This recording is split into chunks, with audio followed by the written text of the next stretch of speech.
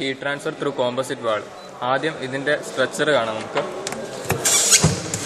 ഇതാണ് കോമ്പോസിറ്റ് വാൾ. അതായത് നടുക്കൊരു ഹീറ്റർ ഉണ്ട്.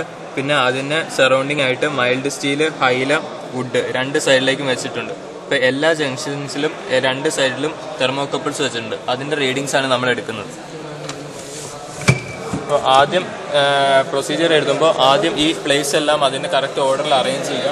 അത് കഴിഞ്ഞിട്ട് പിന്നെ ഇത് കറക്റ്റ് ടൈറ്റ് ചെയ്തിട്ട് ഇത് എല്ലാ പ്ലേറ്റ്സും തമ്മിൽ പെർഫെക്റ്റ് കോണ്ടാക്ട് വരുത്തുക. ആദ്യം അത്രയും ചെയ്തതിന് ശേഷം നമ്മൾ ഈ പ്ലഗ് കുത്തി കണക്ഷൻ കൊടുത്ത് ഓണാക്കിയതിന് ശേഷം നമ്മൾ ഇവിടെ കൊടുത്തിരിക്കുന്ന ഡു നോട്ട് എക്സീഡ് 200 വാട്ട്സ് ആണ് റീഡിങ്. അപ്പോൾ നമ്മൾ എടുത്തിരിക്കുന്ന ഒരു 150 വെച്ചിട്ടാണ്. ഇപ്പോൾ 200-ന് മുകളിൽ പോകാതെ ഏകദേശം 150-ൽ വെച്ചിട്ട് ഒരു സ്റ്റഡി സ്റ്റേറ്റ് എത്തുന്ന വരെ 8 തെർമോകപ്പിൾ റീഡിങ് ഈ ഡയലിൽ എടുക്കുക. ഡിമർസാറ്റ് അഡ്ജസ്റ്റ് ചെയ്തിട്ടാണ് 250 വാട്ട്സ് വരെ നമ്മൾ 150 വാട്ട്സ് എടുക്കുന്നത്. ഡിമർസാറ്റ് അഡ്ജസ്റ്റ് ചെയ്തിട്ട് 150 വാട്ട്സ് എടുക്കുക. അത് കഴിഞ്ഞിട്ട് സ്റ്റഡി സ്റ്റേറ്റ് എത്തുന്ന വരെ 8 തെർമോകപ്പിൾ റീഡിങ് എടുക്കുക.